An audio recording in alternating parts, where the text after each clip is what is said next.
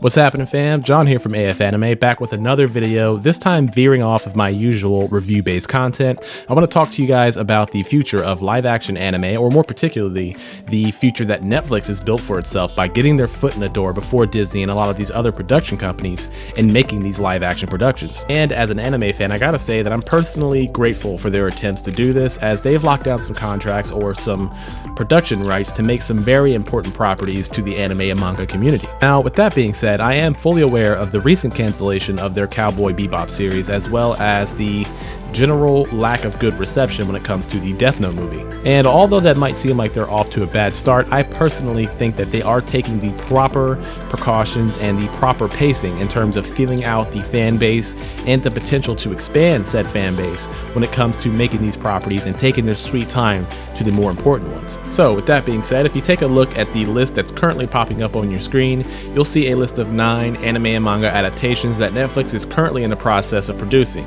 And this is a list from IGN, which is a fairly reliable source when it comes to all things nerd. In any case, the 9 properties that we're talking about here are Love Like Falling Petals, Love is Blind, Last One Standing, Toma Ikuta, a documentary, Alice in Borderland Season 2, First Love, Yu Yu Hakusho, Once Upon a Crime, Gundam, and last but not least, one that isn't on this list would be the One Piece series that is currently in production. And to be quite honest with you guys, I'm not really familiar with a whole lot of these series, with the exception of Yu Yu Hakusho, Gundam, and One Piece. Now, that being said, I did do a little bit of research on all of the titles for this list, and it turns out that this list is pretty much split down the middle, with half being shonen and half being shoujo. And if you're not familiar with those two terms, shonen typically refers to the action-heavy anime or manga that is geared towards young males to young adult males, while shoujo is almost exactly the opposite. The content sometimes contains action, but for the most part is revolving around the characters' interrelationships and their personal issues. I mean, I personally haven't really indulged in or engaged in any shonen manga or anime, but from what I can tell, Netflix is also doing a great job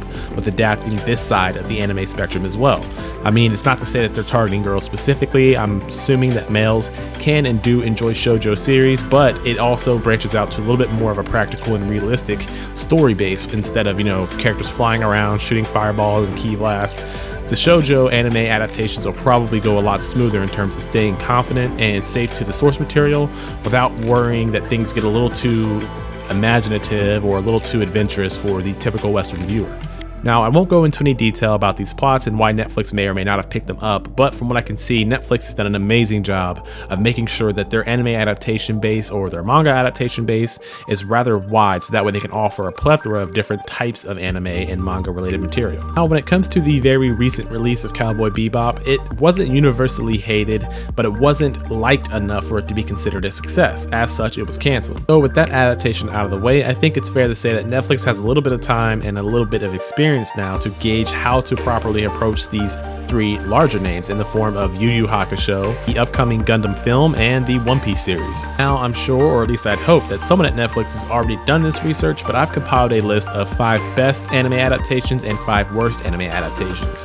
This information comes from a variety of sources like CBR.com, Ranked.com, IGN, and quite a few others, just to kind of get a general feel of what's liked and what isn't liked. And I figured that by doing this, we can cross-reference each list to find out exactly what went wrong or what went right, so that way Netflix can probably adjust things as necessary to ensure that at the very least 2 of these 3 series are successful, as I feel that Dragon Ball Evolution probably set back the process of live-action adaptations by a good decade or so, and this might be the opportunity to make it a thing. Alright, so now my list of the top 5s are as so: Alita Battle Angel, Assassination Classroom, Rurouni Kenshin, Blade of the Immortal, and Death Note.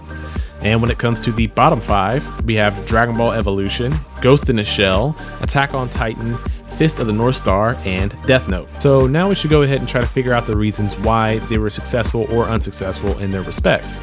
And one thing that should stand out to anyone who's paying attention is the fact that Death Note is on both lists. And the reason for this is that there are 2 versions. One is in a Western or an American version, while the other is an Eastern or a Japanese version. And to no one's surprise, the Japanese one was more successful and better received than its Western counterpart. Well, I'm no genius, but I would say if we were to analyze the information information that's right in front of us, the best guess as to why there was such a stark difference in how these two movies were received is because of the character work, or more specifically, the Japanese actors probably did a better job staying faithful to the source material or these source characters. And to really drive this point home, you just take a look at the list of the 5 best. More than half of that list is comprised with Japanese production teams and Japanese actors. Now, trust me when I say that I'm not taking this away from the Western actors or actresses who portray these roles, such as Justin Chatwin or Scarlett Johansson.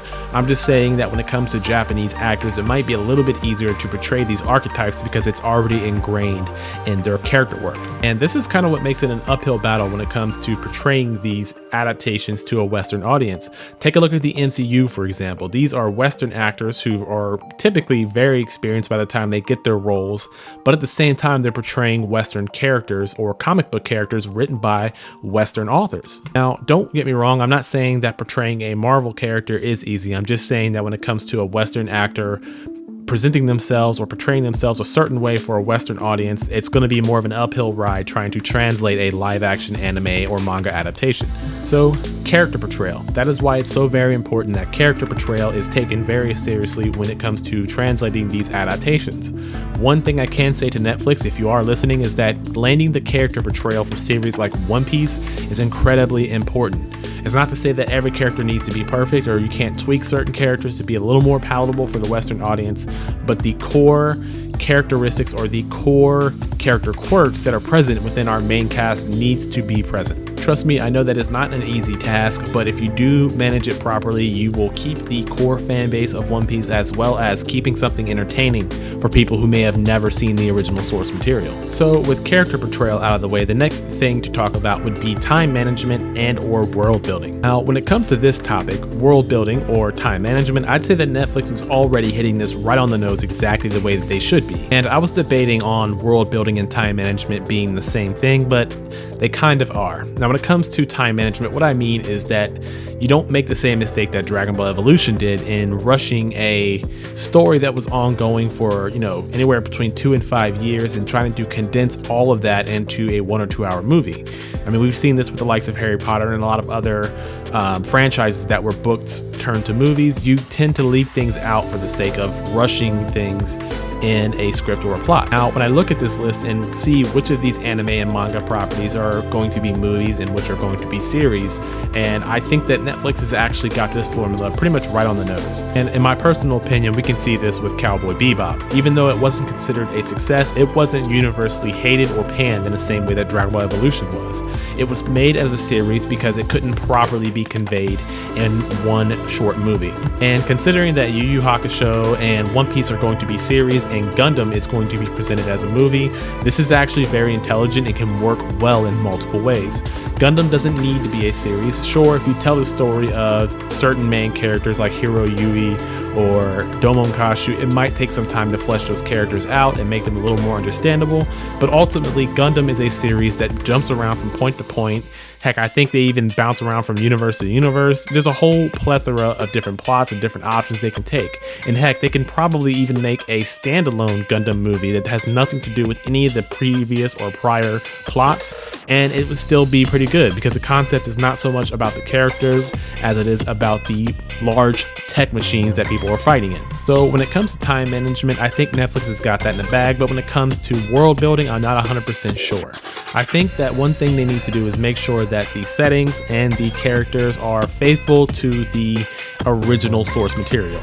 Now, I know that at some point, you have certain directors or actors who think they want to put their own spin on things, or hey, this is my artistic vision, but it's not. It belongs to the mangaka or the animators who originally made the source material. You're adapting it. No one's asking you for your creative input. Now, I get that this also could be fairly difficult when it comes to, appeasing a Western market, but it is doable. Now, one thing in particular that I could think of that might be already a point of contention with some of these writers would be the transponder snails within the world of One Piece. Now, if you weren't aware, basically within the world of One Piece, the way they have communication that isn't face-to-face is by speaking through this certain race of snails that has the ability to take on the likeness of the person speaking into it and communicate like a wireless signal. That sounds ridiculous and it looks ridiculous, but it is important within the realm of One Piece. So there may be some director or some writer or some people within the Netflix staff that might say, hey, instead of doing transponder cells, why don't we just give the One Piece cast cell phones? It's like, no, that's a terrible idea. Don't do that.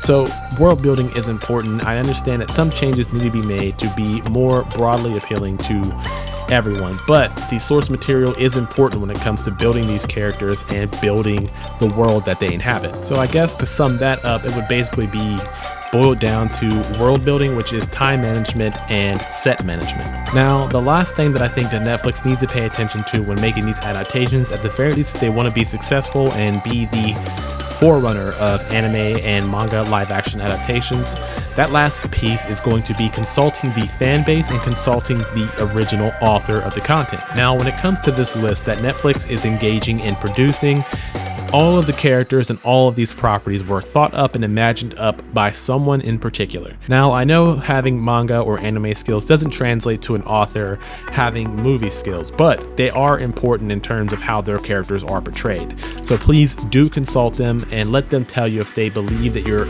walking down the right path when it comes to portraying a character a certain way.